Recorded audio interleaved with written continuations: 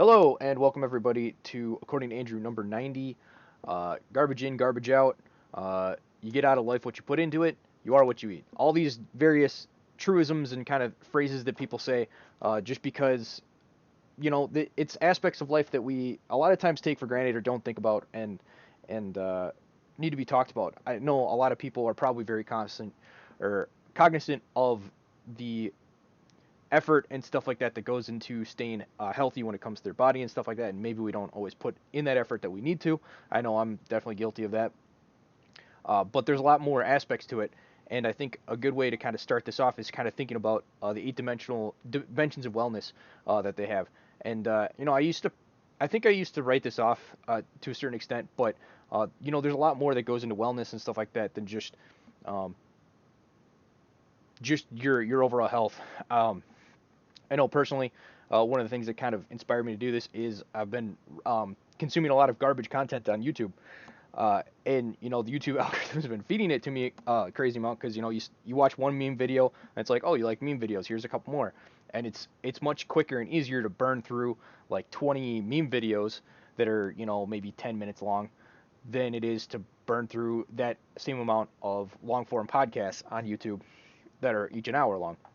And so they're going to start feeding you more and more of that stuff, and that's just how the algorithm works, and you got to know that. But you also have to be disciplined to like be like, no, we're not going to watch a meme video. I'm going to watch, a long form podcast by Noam Chomsky is actually one I got pulled up right now, or Tom Woods. Part of the problem. These are some of the people I listen to on top of Owen Benjamin and Vox Day, which I'm behind on watching them because I've been wasting all my time on this garbage. Um, and so it's a lot more than just trying to stay physically healthy. That's an aspect of it, but you really need to be well-rounded in the whole thing. So the eight dimensions are environmental, emotional, intelligence, physical, social, spiritual, occupational, and financial. And you know, I know personally there's a lot of spots where I'm lacking and missing. Your environmental. That's Jordan Peterson's famous clean up your room, Bucko. It's an aspect of wellness that people were not really told. Hey, this is an important aspect of your life. You should try to maintain the environment that you live in and make sure that it's cleaned up. I actually just picked up my area a little bit yesterday, so I kind of checked that one off, but I don't maintain it as I should. You're emotional, making sure that your emotions are kind of in check, that you're not the stoicism type philosophy, making sure that you can you're happy with who you are, you're in your skin, you're not overly insecure about stuff, and just can kind of live your life. And I feel like I might be wrong on this, but it feels like the emotional one. If you check off all the other boxes, like the emotional one will probably just take care of itself. Um, but we are uh, emotional beings and given to that stuff. So being able to kind of consider and take into those things, and each of these, one kind of affects the other. If you can get really good in like kind of a physical sense, it'll kind of help maybe motivate you to do some more strenuous, intelligent type stuff.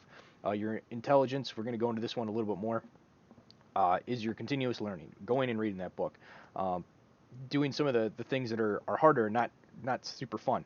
One that's actually more fun, but a lot of people don't do nowadays, is your social, your friend groups. I know 2020 has, for me personally, has blown up basically all of my friend groups, and I need to rebuild them.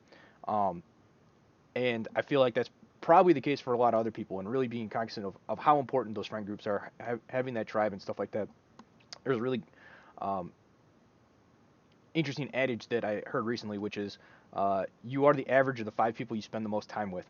And so, really making sure that those people that you're around are of top caliber type quality, and that they're helping you grow and not holding you back from your potential.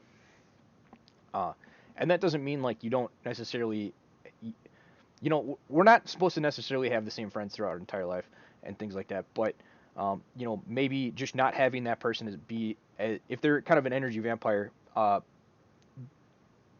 they can be like a good friend. They can be like an associate of yours or a colleague, but like maybe not like your one of your best friends, your really close friends, someone that you're gonna have like maybe at your wedding, best man kind of thing. So being cognizant of those five people and what's going on there, because a lot of the things that we kind of do and take for granted or stuff like that is kind of junk food for the mind, right? It's much easier social wise to um, go up and talk to people on Discord and just kind of have a social group through there and not go out to uh, various events and things like that. Especially in this environment, I mean, the lockdowns and stuff like that are kind of over, but they're kind of hinting at bringing them back. And you know, it, it's easier to sit on the couch and watch movies and eat potato chips and stuff like that than it is to go out there, meet new people, have a good time. Um, Even though it will be more rewarding and fulfilling overall. Spiritual, obviously connecting to God, making sure that you have that religious aspect in your life. This is something I've been dropping the ball on a lot because of a lot of the issues that I have with the institution of the church has uh, made it so that I've shot myself in the foot spiritually, which has been a big mistake on my part, and that's something that I need to really fix. Um, and then occupational, you know, you want a job in which you can pursue excellence, that you're generating and can um, do well in. I think this is a job like there's occupational and financial. I think these two are very closely linked because if you're in a bad financial situation, a lot of times you can't control your occupational situation.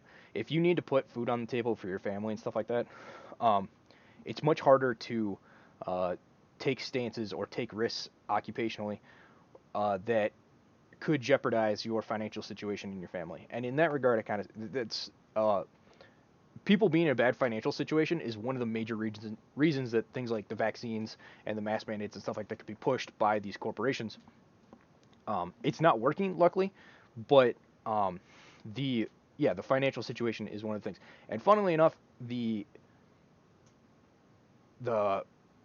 getting paid by the government to kind of sit home and uh, do whatever you want is creating a financial situation in which it's actually giving the companies less leverage to be able to force these mass mandates and stuff like that. So it's one of those accidental like contradictory things that the government has generated uh, over time, which I find kind of amusing.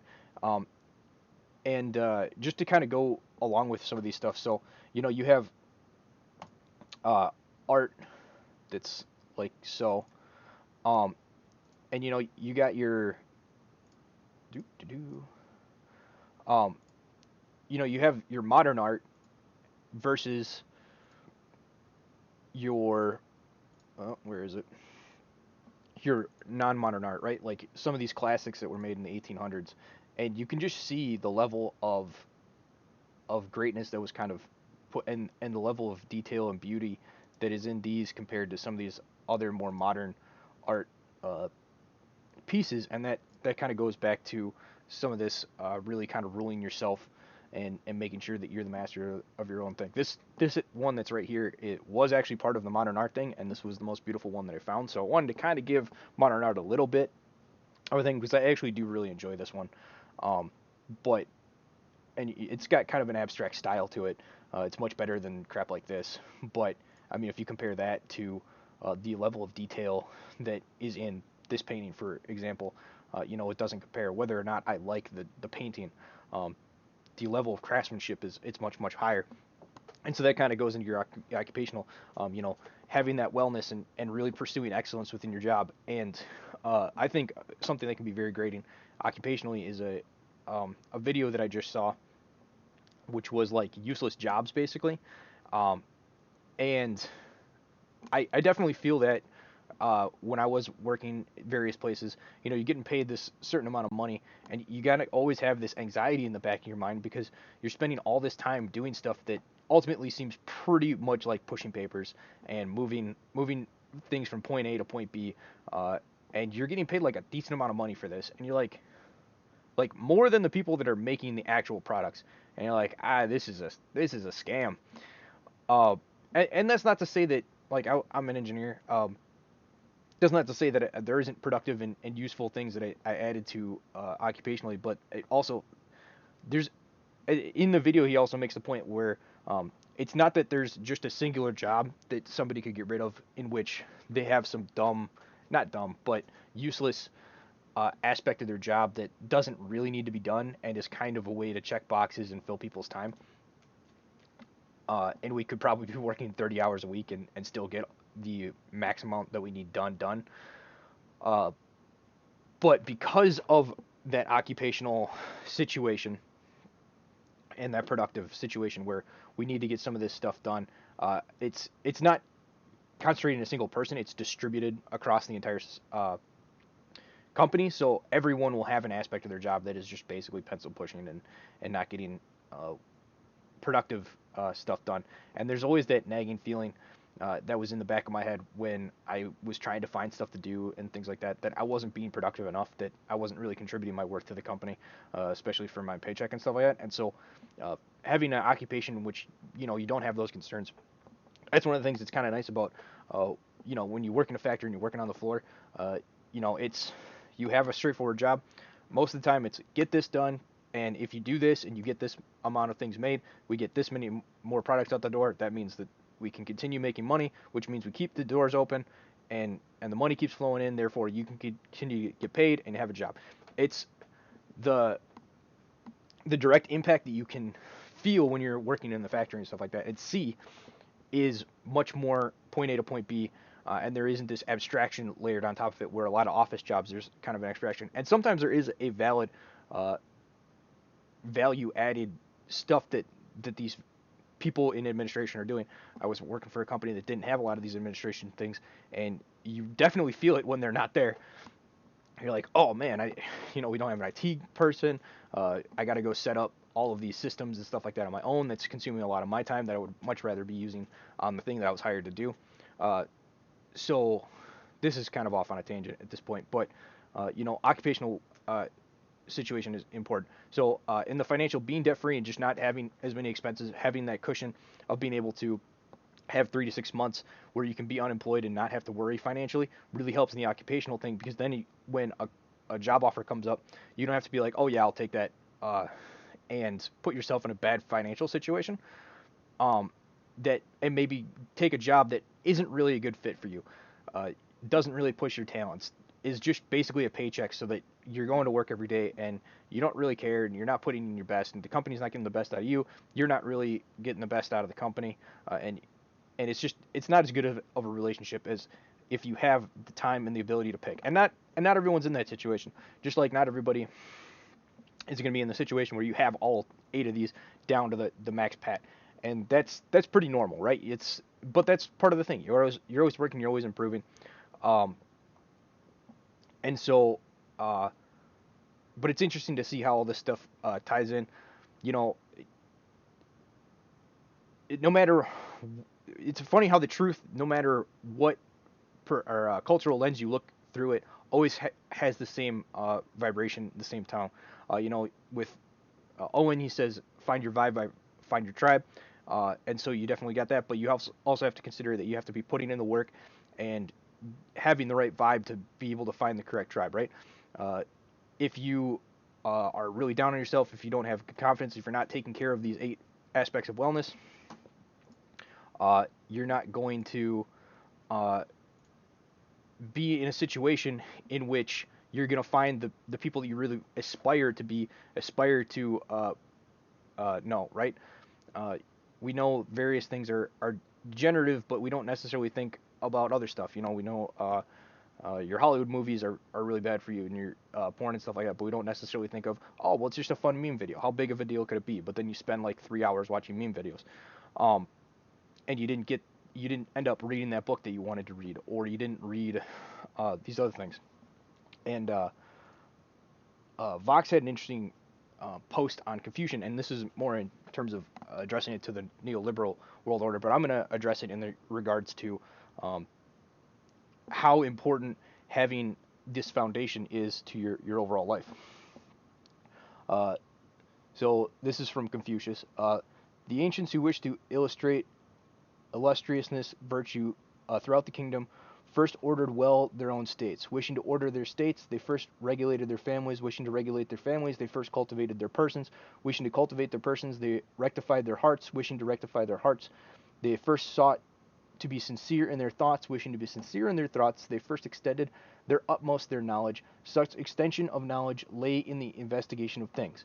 Things being investigated, knowledge being complete, their knowledge being complete, their thoughts being sincere, their hearts being rectified, their persons being cultivated, their families being regulated, their states being rightly governed. These states being rightly governed, the whole kingdom was made tranquil and happy. From the sons of heaven down to the masses of people, all must consider the cultivation of the persons the root of everything besides. It cannot be when the root is neglected that what should spring from it is well ordered. And what does that last phrase especially is, by their fruits you shall know them, right? So it's really important and incumbent on us to uh, think and put this kind of effort in and actually take action in these things, because that's one thing. Like, I love talk about all this stuff, but it doesn't do us any good if there's no action behind our words. Um, and that not having action behind your words can cause a whole host of issues. Um, and to kind of illustrate the point of how just these little things can really degrade you, uh, as I was talking about, like, the YouTube algorithm, I was watching a bunch of meme videos and other garbage, and just things that weren't really pushing me intellectually, was reducing the amount that I was reading and stuff like that. And it's crazy the negative cognitive impacts that um, things can happen. So uh, basically, Alexander Marcus has this great article on junk food for the mind, and goes through the deterioration that happens when you just kind of consume things and don't really take into consideration whether or not these things are good for you in the long haul. And so there's a graph that he has, which is positive cognitive impacts and negative cognitive impacts. And so for reading books, we have improves general knowledge, improves vocabulary, improves reflection and decreases impulsivity, improves inductive problem solving, improves critical thinking, and improves imagination. And I've definitely felt this when I actually take the time to read and stuff like that, and am really on my grind, really consuming the better aspects of stuff. My ability to think of new ideas and topics for these podcasts is greatly increased. um, and I can kind of come up with them without even, well, not without thinking, but the ability for something to kind of pop into my mind and be like, oh, that's an interesting idea or whatever, is greatly increased. And so between doing that and listening to more of your long form podcasts of, like, Vox Day and Owen Benjamin, really helps I've been able to see firsthand the cognitive increase that I've had with this stuff. Listening to speech improves imagination, improves memory. By the way, both of these don't have any negative cognitive impacts that are listed. Playing video games increases visuospatial ability, increases hand-eye coordination, increases divided attention. Uh, but then on the negative, it reduces attention span and reduces reflection and increases impulsivity. Increase or accessing internet increases visuospatial ability, increases transactive memory, but it reduces attention span, reduces concentration, reduces filtering ability, reduces working memory. That I'm on, like, those days where I'm looking at my phone all the day. Uh, I can my just within that day, you can feel a lot of your attention being sapped and your ability to focus and concentrate on stuff uh, diminished. A lot of times, you go to bed and you wake up the next day, and as long as you just don't go into that pattern again, I found it snaps back really fast. But that one, it's crazy how fast you can feel that. Watching television, internet improves visual spatial ability, reduces attention span. That was the positive. Negative is reduces attention span, reduces reflection, increases impulsivity, reduces inductive problem solving, reduces imagination. So those are all the downsides, and all of this uh, has led to other issues, as he talks about in his um, throughout the work, where the words per sentence have dropped dramatically throughout the years. Uh, it was crazy back in, like, the 1710s. The average was like over 50, which seems like a lot. um, your 30s to 40s seem more recent. Like, 30 words or 50 words in a sentence on average is pretty crazy. Um, Words per paragraph has decreased. Um, Reading grade has decreased dramatically. It used to be towards your advanced college level. Now it's way down. Uh, Most people read at, like, I think a sixth grade level is what they say nowadays. The newspapers have degraded greatly. most national newspapers have gone from a 16th grade reading level to a 14th. Uh, Newswire dispatches have gone from 16th to 13th. Local newspapers have gone from 11th to 8th. News These are what the grade of reading is written at, by the way. News magazines have gone from 11th grade to 9th grade, and digests have gone from 9th grade to 7th grade. Uh, and then on top of that, you have presumptive grade level of textbooks. And back in the early, basically from 1920 up to the World War II, uh, the grade of the textbook matched the actual grade you were in. And nowadays, uh, it's greatly diminished. In 8th grade, you are at a 5th grade level of books that you're given to read. So it's it's crazy how much um, that stuff has degraded. Mean verbal scores have degraded, and so you can just kind of see it's one thing after the other where we have all of these negative impacts of these things, and the way to fix it is to fix yourself, right? As Confucius kind of said, um, if you fix yourself, that has got the most greatest excise impact on the overall society. Um, So, and he has two other quotes that line up with this very well. Someone said to Confucius, "Master, why do you not join the government?" The master said, "In the documents it is said, only cultivate filial piety and be kind to your brothers, and you will be contributing to the body politic. This is also a form of political action, and one need not necessarily join the government." By simply acting in the moral, upstanding way that we want society to act, that's going to have an impact on everyone around us. Uh, St. Augustine talked about uh, how uh, preach the gospel always, and if you have to, speak with your actions, not with your words. Make sure that you are living life to the fullest, and the people around you. Your vibe is going to attract people that actually are around that stuff to want to join you. Um, and the people that are going to pull you down, you need to kind of move them out of your life. But a lot of times they'll kind of move out of your life for you.